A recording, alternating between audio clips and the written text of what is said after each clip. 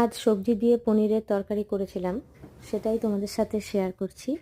আমি যেভাবে করি, নুন হলুদ দিয়ে পনিরগুলোকে প্রথমে একটু ভেজে নিলাম, তারপর সেগুলো তুলে রেখে গোটা জিরে, শুকনো লঙ্কা, গোটা গরম মশলা, তেজপাতা, সামান্য একটু হিং দিয়ে সব সবজিগুলো দিয়ে দিলাম। সবজির মধ্যে ছিল গাজর, আলু, মটরশুঁটি, বিনস, ফুলকপি। আমি সব একবারে শর্টকাটে বসিয়ে দিই।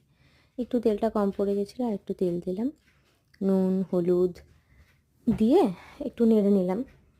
তারপর একটু ভাজা ভাজা হয়ে এলে তার মধ্যে একটু আদা, আবার একটুখানি জিরে গুঁড়ো, একটু লঙ্কা গুঁড়ো, নিরামিষ দিন হলে দিই না, এমনি দিন হলে একটু সানরাইজের আলুর দম মশলা দিই।